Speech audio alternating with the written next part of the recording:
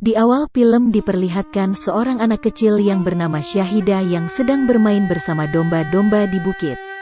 Dan ketika itu pun ayah Syahida menyuruh Syahida pulang. Dan Syahida pun pulang sambil bermain dorongan. Tiba-tiba roda dorongan Syahida lepas dan jatuh ke bawah bukit.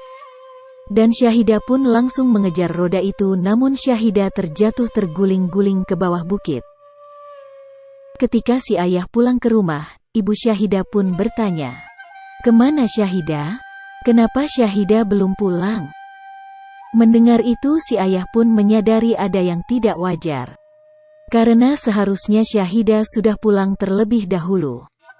Dan mereka pun semua mencari Syahida dan dibantu oleh tetangganya.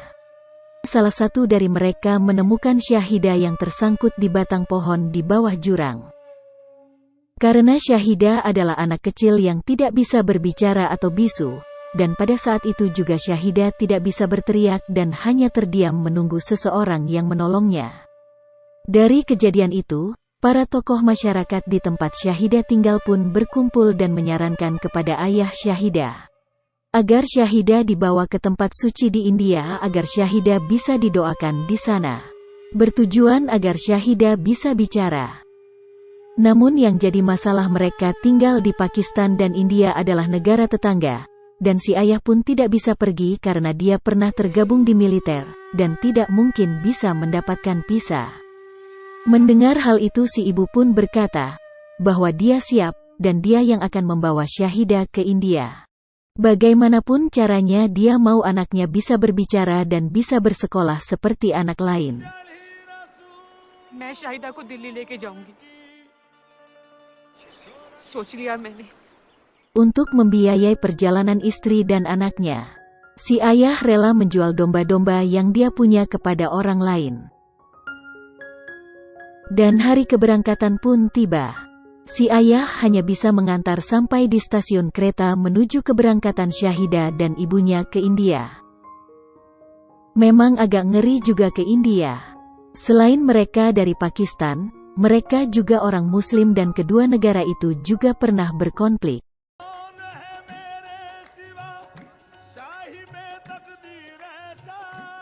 Singkat cerita, Syahida dan ibunya pun tiba di tempat suci yang ada di India.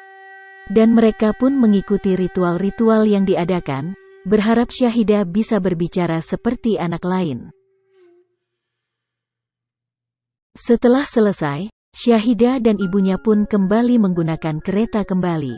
Di tengah perjalanan, kereta mengalami masalah kerusakan pada mesin, sehingga kereta pun terpaksa diberhentikan. Sambil menunggu kereta kembali baik, dan berjalan, orang-orang di dalam kereta pun beristirahat tidur, dan ibu Syahida juga ikut tidur karena merasa lelah. Ketika ibunya tertidur, Syahida pun terbangun. Dan dia melihat keluar ada seekor anak domba. Syahida pun keluar tanpa sepengetahuan si ibu. Dan ketika Syahida keluar untuk bermain dengan domba, kereta yang ditumpanginya pun tiba-tiba berjalan. Syahida pun tertinggal oleh kereta itu. Seketika Syahida yang belum bisa berteriak, memanggil-manggil ibunya, namun ibunya tidak mengetahui. Kereta pun semakin lama semakin melaju cepat. Syahida yang dengan langkah kecilnya semakin tertinggal, dia pun menangis karena tertinggal kereta yang keluar menuju Pakistan.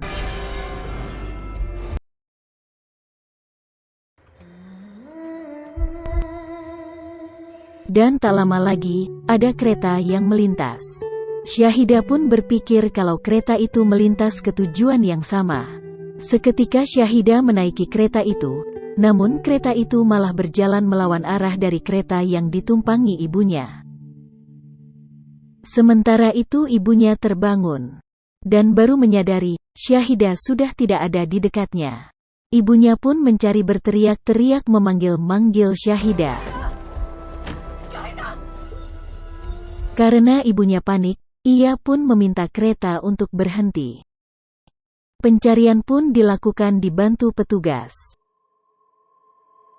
Namun karena Syahida sudah naik kereta lain, Syahida pun tidak bisa ditemukan. Si ibu pun bersikeras untuk tetap mencari, namun kereta sudah masuk ke Pakistan, dan jika si ibu ingin kembali ke India dia butuh visa. Dan si ibu pun tidak bisa berbuat apa-apa. Mereka pun mencoba melapor ke polisi berharap Syahidah bisa ditemukan. Syahidah yang tertidur di kereta itu pun terbangun di keesokan harinya. Dan ketika bangun, Syahidah berada di kerumunan orang India yang sedang merayakan Hari Dewa Hanuman, dan Syahidah pun masuk ke dalam kerumunan itu. Di dalam kerumunan itu Syahidah melihat seorang pria yang sedang menari-nari yang bernama Bajrangi. Ketika acara itu selesai Bajrangi pun duduk dan minum. Ketika minum, Bajrangi melihat Syahidah yang sedang menatap ke arahnya. Ketika tahu Syahidah menatap dia terus-menerus, Bajrangi pun memanggil dan memberi minum Syahidah. Syahidah pun langsung menghabisi minuman yang diberi Bajrangi.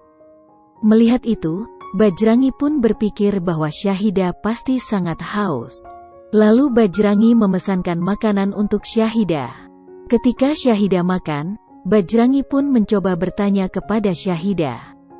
Namun karena Syahidah tidak bisa bicara, Syahidah pun hanya bisa diam. Lalu Bajrangi pun menyuruh Syahidah menghabiskan makanan dan Bajrangi meninggalkan Syahidah. Ketika Bajrangi pergi, Syahidah pun mengikutinya. Karena kebingungan melihat Syahidah yang tersesat, Bajrangi pun membawa Syahidah ke kuil Hanuman dan menyuruh Syahidah berdoa supaya orang tua Syahidah bisa menemukannya. Di sana juga Bajrangi meninggalkan Syahidah kembali dan dia masuk ke dalam bis. Dari dalam bis Bajrangi pun melihat Syahidah mengejarnya sehingga Bajrangi meminta supir bis untuk berhenti. Bajrangi pun membawa Syahidah ke kantor polisi. Dan polisi pun menolak jika Syahidah ditinggal di kantor polisi. Lalu polisi meminta Bajrangi meninggalkan nomor telepon agar nanti bisa dihubungi jika ada orang tua Syahidah yang mencari. Akhirnya Bajrangi membawa Syahidah pulang. Di dalam bis, Bajrangi mencoba menyebutkan semua nama kota di India dan Syahidah hanya menggelengkan kepalanya, karena memang dia bukan warga negara India. Dan penumpang juga ikut membantu menyebutkan nama daerah di India, tetapi Syahidah tetap saja tidak tahu. Bajrangi ini sebenarnya bukan asli dari kota Delhi. Tapi dari permintaan ayahnya yang sudah meninggal dia pun harus ke kota Delhi mengunjungi teman ayahnya yang bernama Dayanan. Di sana juga dia bertemu Rasika, yaitu anak dari Dayanan. Bajrangi tinggal di sana untuk sementara. Selama Bajrangi di sana dia selalu mendampingi Rasika kemanapun dia pergi. Dari sanalah timbul rasa sayang Rasika kepada Bajrangi. Suatu ketika rumah Dayanan didatangi orang yang akan melamar Rasika. Namun Rasika pun menolak, dia pun memilih Bajrangi. Untung Dayanan menghargai keputusan Rasika. Lamaran pun dibatalkan, dan Bajrangi diberi waktu 6 bulan untuk membeli rumah sendiri sebagai syarat pernikahannya dengan Rasika.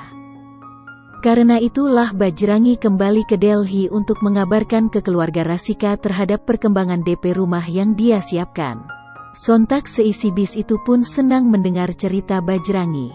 Setiba di rumah Rasika, Bajrangi pun menjelaskan bahwa Syahidah adalah anak yang hilang dari orang tuanya. Dan Dayana pun berkata, bagaimana jika orang tua Syahidah tidak mencarinya? Sampai kapan kau seperti ini? Menolong orang lain tanpa memikirkan dirimu. Kau harus kerja keras untuk membelikan rumah, ingat itu, kata Dayana. Singkat cerita ketika Bajrangi dan Rasika pulang dari pasar, mereka mendapat kabar Syahidah hilang. Mereka pun langsung mencari Syahidah. Dan Rasika melihat Syahidah sedang makan daging ayam di rumah seorang muslim.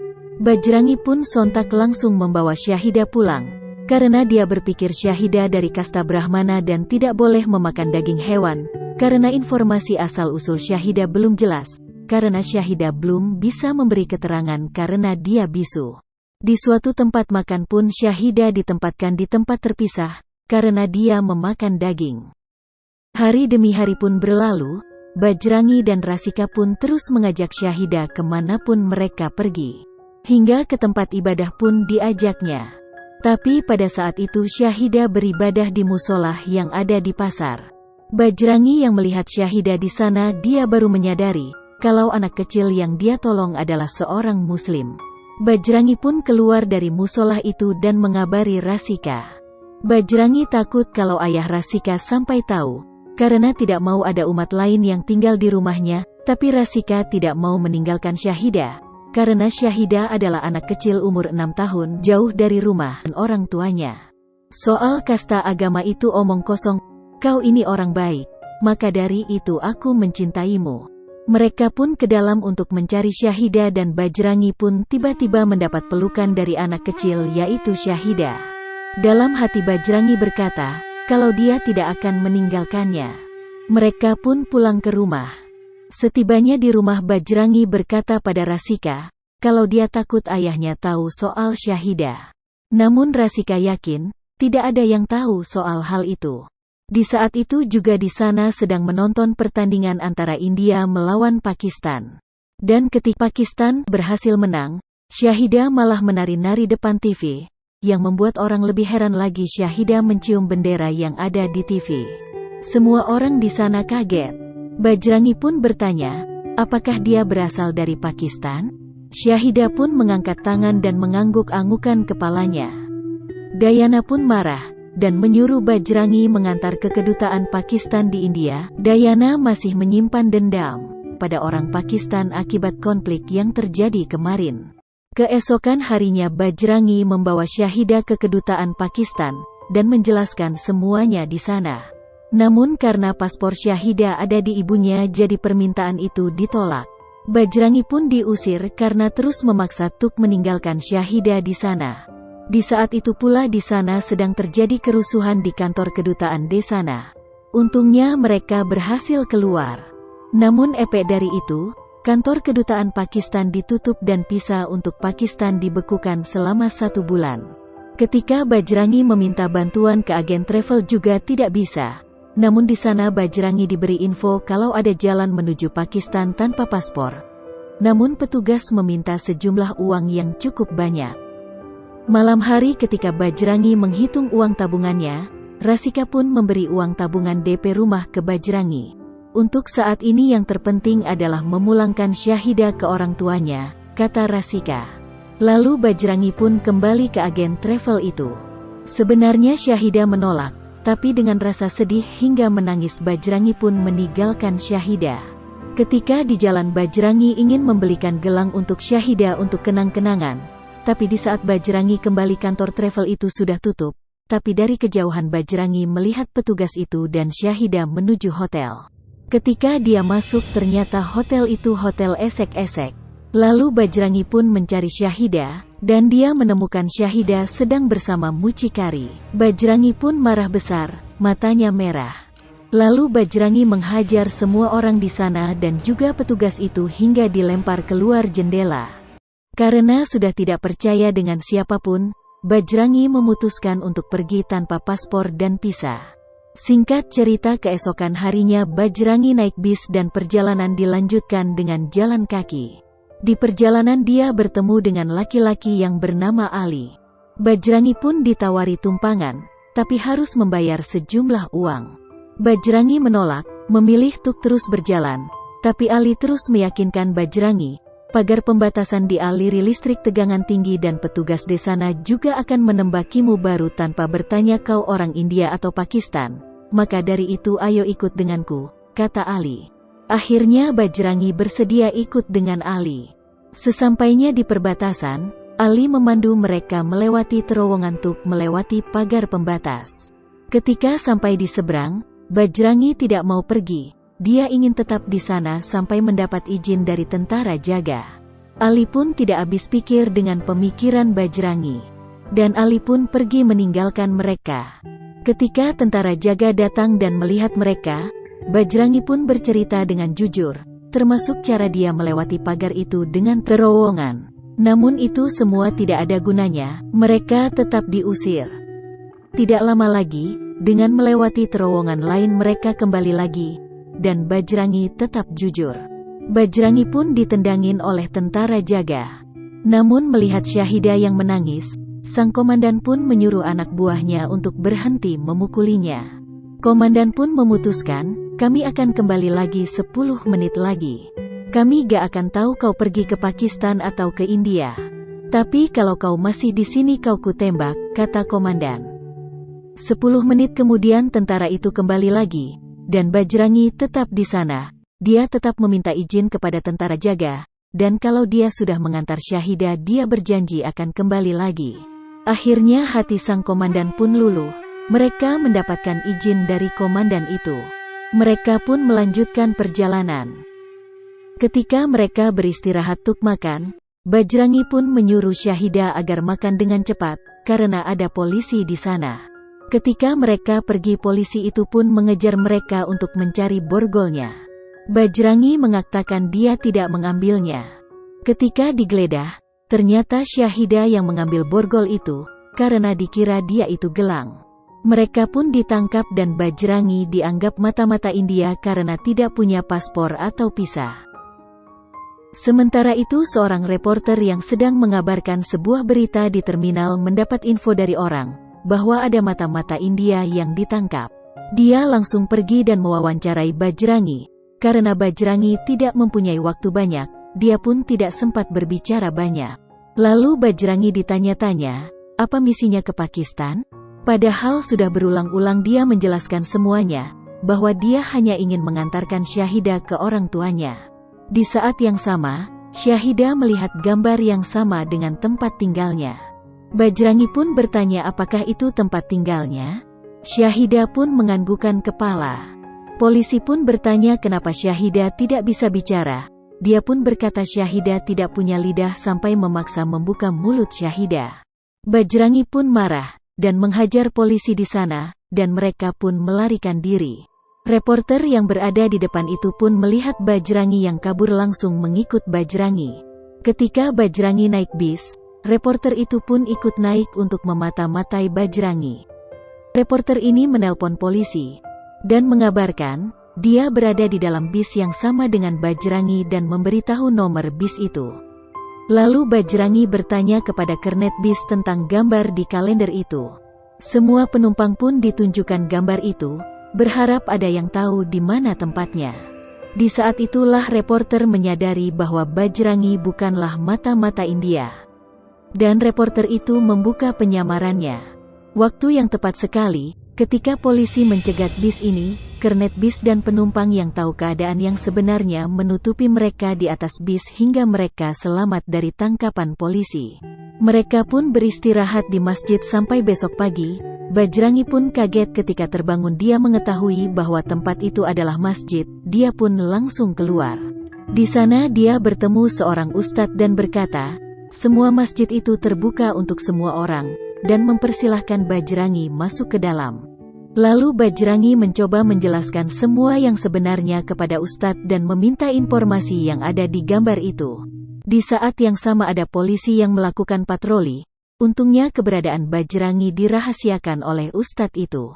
Karena tidak mungkin keluar di saat patroli polisi di mana-mana, sang ustadz pun berinisiatif agar mereka menyamar sebagai muslimah bercadar dan sehingga mereka bisa lolos dibantu oleh sang ustadz itu.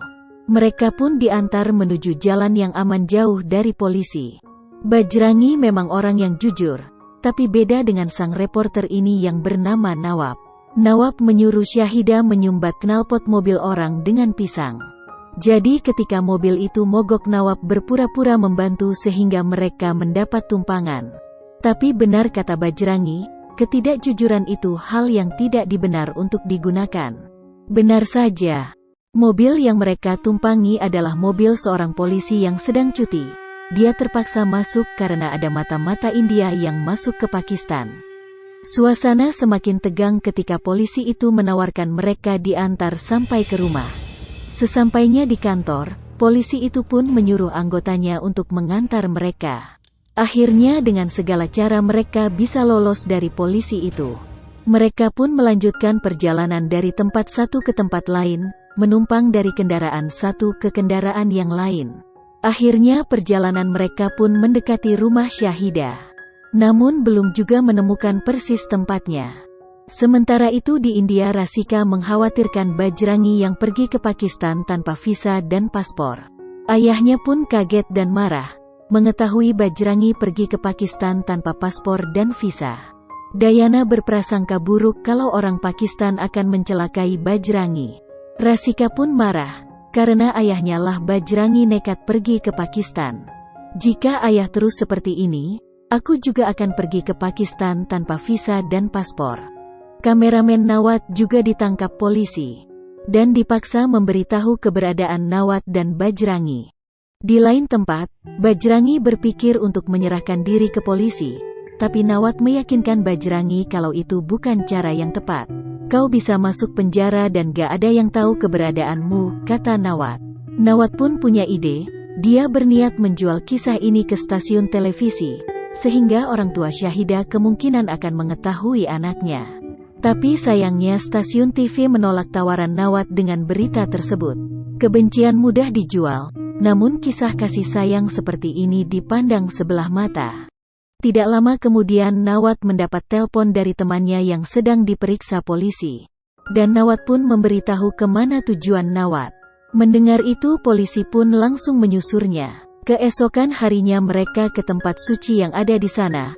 Sesampainya di sana, Bajrangi pun mengikuti ritual-ritual di sana, berharap Syahidah bisa bertemu orang tuanya. Ternyata tanpa disadari, di sana juga ada ayah dan ibu Syahidah. Sayangnya saat itu Syahidah sedang tidur, dan tidak mengetahui orang tuanya. Sementara itu, Nawat melakukan reportase sendiri. Nawat menceritakan kisah Bajrangi yang rela melewati perbatasan hanya untuk mengantar anak kecil yang tidak dikenal. Setelah itu pun Nawat mengunggah video itu di YouTube. Ketika sedang mengunggah video itu, Nawat melihat temannya dan polisi datang. Nawat pun menyadari kalau lokasinya diketahui polisi. Lalu Nawat pun segera menyusul Bajrangi, dan mereka pun lari dari sana, dan akhirnya mereka lolos dari polisi. Ketika beristirahat, Nawat memperlihatkan video yang diunggahnya. Ketika itu pula Syahidah melihat ada ibunya di video itu yang baru saja turun dari bis. Lalu mereka pun melacak dari mana bis itu turun. Keesokan harinya bis itu pun tiba. Mereka langsung bertanya rute mana saja yang dilewati. Dari sanalah diketahui Syahidah berasal dari Sultanpur. Singkat cerita, mereka pun menuju ke daerah Syahidah tinggal. Namun di perjalanan ada pemeriksaan polisi, dan bis yang mereka tumpangi juga akan diperiksa. Bajrangi pun berencana kalau nanti dia akan menunjukkan diri ke polisi, supaya bisa mengalihkan perhatian polisi, agar Nawat dan Syahidah bisa melanjutkan perjalanan. Bajrangi pun kejar-kejaran dengan polisi, dan Bajrangi terkena pukulan polisi dan tertangkap. Sementara itu Nawat berhasil mengantar Syahidah bertemu orang tuanya. Berkat perjuangan Bajrangi, ibu dan anak yang berpisah itu bisa bertemu kembali. Sementara itu, Bajrangi disiksa oleh polisi habis-habisan. Video yang Nawat unggah pun menjadi viral dan ditonton jutaan orang. Dan di India Rasika pun menontonnya. Rakyat Pakistan pun bersimpati pada Bajrangi. Namun dari kepala polisi tetap menganggap kalau Bajrangi mata-mata India. Walaupun dia mengetahui fakta yang sebenarnya, kepala polisi ini tidak peduli. Seorang yang menyiksa Bajrangi pun sampai mencari tahu kebenarannya di India. Dia pun mendapat informasi bahwa memang benar kalau Bajrangi pernah ke kantor polisi bersama anak kecil. Lalu dia mengabarkan kabar itu ke atasannya, namun atasannya itu tetap ingin kalau Bajrangi mengakui kalau dia mata-mata India. Petugas itu pun heran dengan pikiran atasannya. Tapi petugas itu masih punya hati nurani. Dia berpikir kalau seorang seperti Bajrangi dipenjara selamanya di Pakistan, itu akan menodai negaranya. Dia pun tidak mau itu terjadi. Sementara itu, Nawat dibantu stasiun televisi untuk mengabarkan berita ini. Nawat berkata Bajrangi dipenjara di Pakistan hanya karena permusuhan dua negara, dan Nawat pun mengajak semua orang untuk mengakhiri permusuhan ini, supaya kita bisa membesarkan anak kita dengan penuh cinta bukan dengan permusuhan. Nawat pun mengajak semua orang untuk melakukan aksi besar-besaran di perbatasan India-Pakistan, untuk memastikan Bajrangi bisa kembali lagi dengan selamat. Keesokan harinya ribuan orang datang menuntut aksi kebebasan Bajrangi. Dari sisi India dan Pakistan semua orang berkumpul di perbatasan. Dan Nawat pun bertemu kembali dengan Bajrangi. Dia mengatakan kalau Syahida sudah kembali dengan orang tuanya. Dan semua orang pun mengantar Bajrangi dengan meneriakan nama Bajrangi. Tentara perbatasan pun mengalah, karena kalah jumlah, dan orang-orang membuka gerbang perbatasan itu. Lalu Bajrangi berjalan menuju ke India. Di sana juga Rasika dan keluarganya sudah menunggu. Ketika Bajrangi menyeberang, Syahida datang menyusul untuk bertemu yang terakhir kalinya. Karena Bajrangi sudah jauh, Syahida tidak bisa memanggil Bajrangi. Namun seketika Syahida bisa berbicara dan memanggil Bajrangi.